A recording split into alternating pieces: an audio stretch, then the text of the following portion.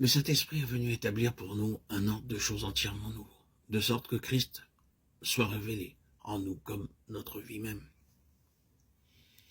Vous verrez, lorsque l'Esprit sera venu, c'est la marque d'une vie sous l'onction. Vous verrez, ce sont de grands moments. Lorsque nous voyons quelques-uns d'entre nous, nous connaissons ces grands moments, à certains égards. Et quelques-uns d'entre nous, nous en avons vu d'autres avoir leurs grands moments à certains égards. Et cependant, nous savions qu'ils connaissaient tout ce qui concerne cette chose, qu'ils en avaient été instruits, qu'ils en avaient entendu parler durant des années. Et tout à coup, après des années, la chose leur a paru soudain. Et ils ont dit, « Oh, c'est vrai, je commence à voir maintenant ce dont on m'avait parlé tout ce temps. » Je me rappelle un homme élevé dans une famille très pieuse. J'avais l'habitude de comparer son père à Charles Finney.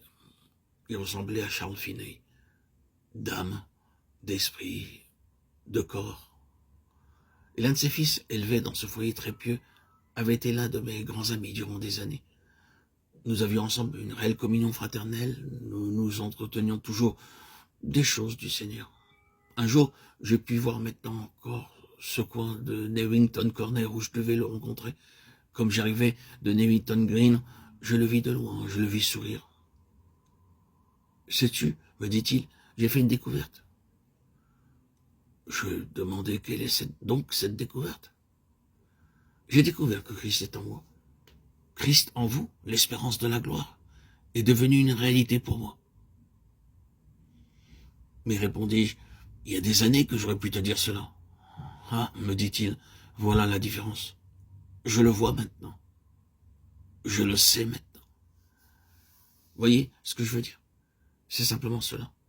Oh, si le monde était rempli de chrétiens comme celui-là, n'est-ce pas là le besoin?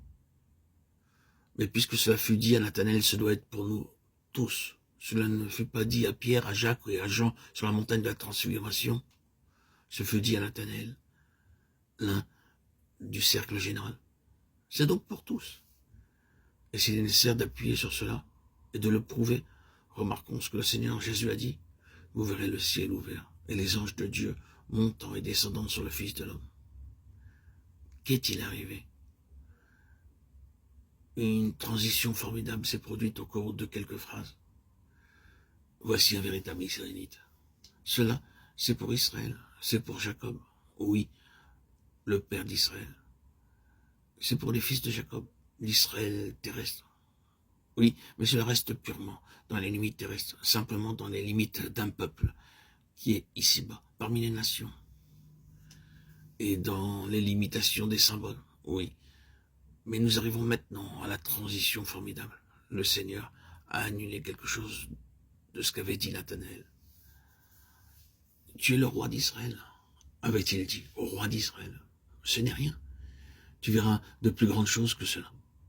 Tu verras le ciel ouvert et les anges de Dieu montant et descendant sur le Fils de l'homme. Il y a quelque chose d'infiniment plus vaste qu'Israël, le Fils de l'homme.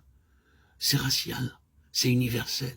C'est pour tous les hommes qui voudront entrer, et non pas seulement pour Israël. Tu verras de plus grandes choses, le ciel ouvert. Et pour qui? Non pas seulement pour Israël, mais pour tous les hommes en Christ, le Fils de l'homme.